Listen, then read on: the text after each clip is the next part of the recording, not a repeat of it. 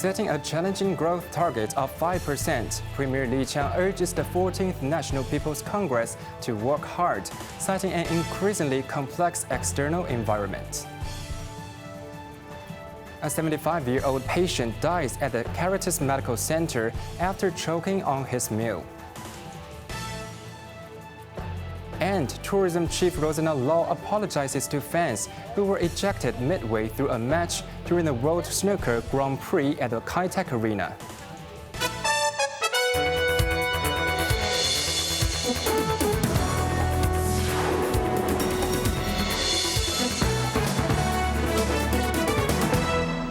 Good evening, you're watching Cable News. I'm Quentin Yang.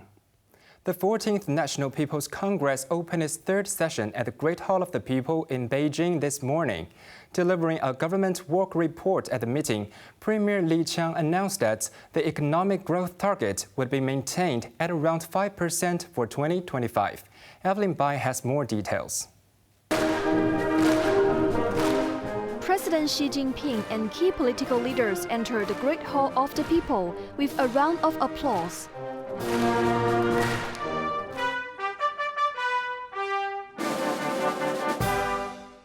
The national anthem was played and sung ahead of the annual meeting. Nearly 3,000 delegates from different provinces, ministries, and groups attended the week-long session. Premier Li Qiang delivered his second government work report during his tenure. 经济增长预期目标为5%左右， targeting economic growth of around 5% this year, consistent with last year's target. Besides, inflation target is set at around 2%, which is lower than last year's target of 3%, alongside an urban jobless rate of about 5.5%. To achieve such targets, the Premier deployed stronger verbatims than those of last year regarding retail sales, external trade, and fixed asset investment. The three economic growth drivers, mainly from stabilizing to boosting. Addressing a more proactive fiscal policy, Li said the government has set its deficit to GDP ratio for this year at around 4%, up from 3% last year. He also said the government plans to issue 1.3 trillion yuan in ultra-long special treasury bonds, an increase of 300 billion yuan year-on-year to support consumer goods trade-ins. Local governments will be allowed to issue 4.4 trillion yuan in special debt, reflecting a rise of 500 billion yuan over last year. Meanwhile, to boost capital at its biggest banks, Beijing is set to issue 500 billion yuan in special sovereign bonds. Evelyn Bai, Cable News. Meanwhile, Premier Li Qiang also announced sweeping reforms to stabilize the property market, boost tech innovation, and counter economic headwinds. Cheryl Yun tells us more. Central to the strategy is President Xi Jinping's new productive forces doctrine, emphasizing breakthroughs in commercial spaceflight, 6G networks, and AI-powered robotics, with plans to establish 10 national-level innovation hubs by 2026. Addressing the real estate crisis, officials announced expanded social housing purchases and accelerated urban renewal projects. Over 40 billion yuan will be allocated to acquire unsold homes and convert them into affordable housing. Amid global tensions, Beijing revealed a 7.2% defense budget hike to 1.78 trillion yuan, keeping pace with its 2024 figure. The report reiterated opposition to Cold War-style bloc confrontation, though analysts note the military spending aligns with growing investments in AI-driven warfare capabilities.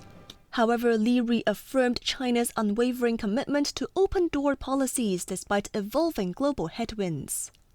Access to internet services and cultural markets will be expanded in an orderly manner, while telecommunications, healthcare, and education sectors being opened progressively, Li added. Cheryl Yun, Cable News. Addressing Hong Kong and Macau, the report reiterated the nation's commitment to fully, faithfully, and resolutely implement the principle of one country, two systems. Notably, it also emphasized for the first time that the two SARs should deepen international exchanges and cooperation, the first mention of its kind since 2012. Evelyn Bai reports. 我们要全面、准确、坚定不移。 Premier Li Qiang elaborated on the work concerning the two SARs, focusing on governance with a patriotic framework. Chief Executive John Lee said he was most encouraged by the report, stating that the SAR government would unite all sectors of society to further deepen comprehensive reforms, actively understand, respond to and embrace changes, and enhance the strengths of one country, two systems.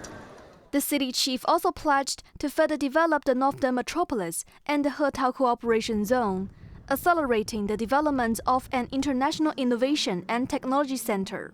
In response to the report, NPC Deputy Kennedy Wong vowed to continue engaging in international exchanges despite external pressures. NPC Deputy Li Qiang believed Beijing is more like encouraging Hong Kong to leverage its strengths to deepen global exchanges, rather than blaming the city for not doing enough. Meanwhile, Deputy Ronick Chen believed the nation hopes the city to continue serving as a super connector, attracting international investors. Evelyn Bai, Cable News. Caritas Medical Centre in Sham Shui Po is facing intense scrutiny following the death of a 75-year-old patient who allegedly choked after being fed an incorrect meal due to a critical communication error. Cheryl Yuan reports. 我代表醫管局，亦都代表聯網，向公眾同埋家屬致歉。 The incident, classified as a sentinel event, meaning a severe preventable medical occurrence, has prompted an internal investigation and a public apology from the hospital authorities. The patient, admitted for severe bloating and constipation, was initially on a pureed diet, but later upgraded to diet as tolerated, allowing gradual reintroduction of regular meals. However, a student nurse mistakenly provided him solid food, leading to choking, cardiac arrest, and death. The case has been referred to the coroner's court. Preliminary findings suggest a breakdown in communication between medical staff. Hospital Chief Executive Gladys Kwan explained that while the attending physician documented DAT, a decades-old term meaning patients can eat within their comfort limits, nurses misinterpreted this as approval for normal, solid meals.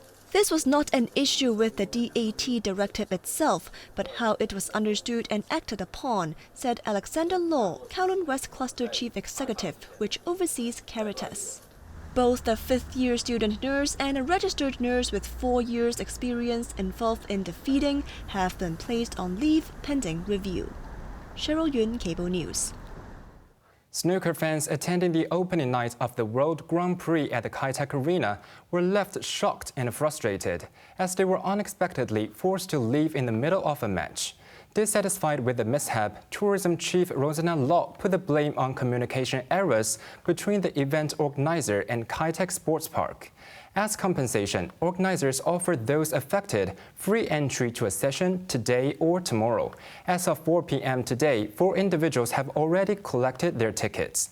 Separately, the Consumer Council has received 3 complaints related to the issue so far. Shiryu Yuan again has the story. Spectators who stayed for a late-night match on Tuesday would agree that the first official tournament since the opening of the Caritas Sports Park did not kick off on a good note. At around 11 p.m., some 100 snooker fans at the venue were abruptly told to leave before midnight because of curfew rules.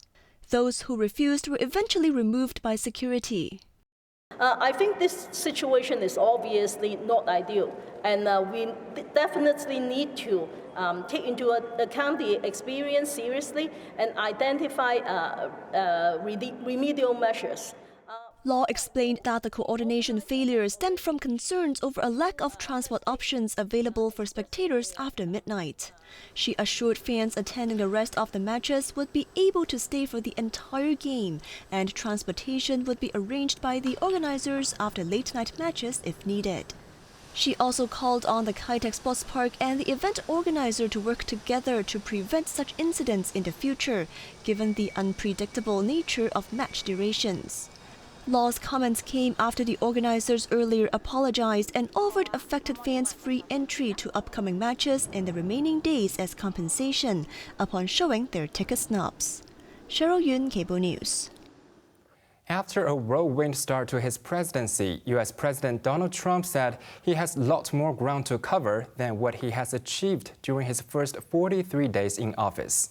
Ticking a number of boxes over the hundreds of executive orders he has signed so far, Trump justified his actions as fellow Republicans hailed his overwhelming achievements. Sachin Katvi reports. Mr. Speaker, the President of the United States. Taking office 6 weeks ago, President Trump entered the chamber with a lot to say in his first address to a joint session of the U.S. Congress. Cheered by fellow Republicans, Trump made the attempt to engage the whole country. Members of the United States Congress, thank you very much. And to my fellow citizens, America is back. Trump knew he would not get any attention from the other side of the aisle as Democrat Representative Al Green tried to disrupt his speech. House Speaker Mike Johnson had Green removed from the chamber for breaching decorum. This is my 5th such speech to Congress. And once again, I look at the Democrats in front of me and I realize there is absolutely nothing I can say to make them happy or to make them stand or smile or applaud. Nothing I can do. It's very sad, and it just shouldn't be this way. Highlighting his efforts to revive the U.S. economy, Trump blamed his predecessor Joe Biden for the country's finances. Among my very highest priorities is to rescue our economy and get dramatic and immediate relief to working families. As you know, we inherited from the last administration an economic catastrophe and an inflation nightmare. Justifying tariffs, Trump said he was responding to what other nations were doing. On average, the European Union, China, Brazil, India, Mexico and Canada, have you heard of them? And countless other nations charge us tremendously higher tariffs than we charge them. Tariffs. My fellow Americans, get ready for an incredible future because the golden age of America has only just begun. It will be like nothing that has ever been seen before. Thank you, God bless you, and God bless America. Announcing ambitious plans to plant the American flag on the planet Mars and even far beyond, Trump ended his speech saying he was just getting started. Sachin Katvi, Cable News.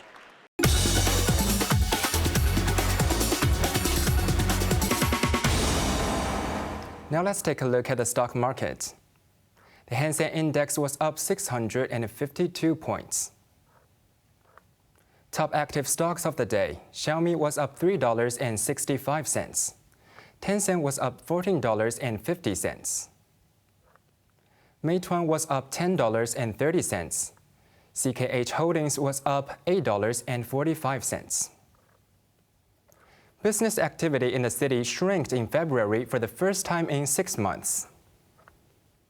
The S&P Global Hong Kong Purchasing Managers Index dropped to 49, down from 51 in January, marking the first time since August last year that the reading dipped below the 50 threshold, signaling contraction in business activity.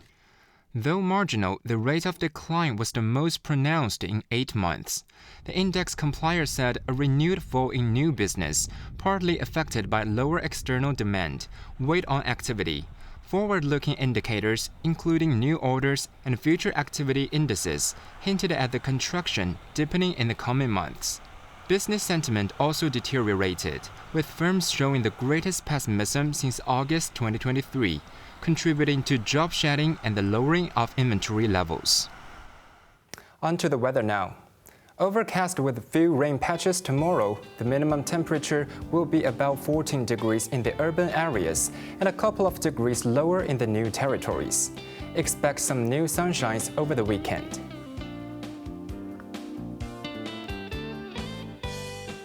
That's our news tonight. I'm Quentin Yang. Thanks for watching and good night.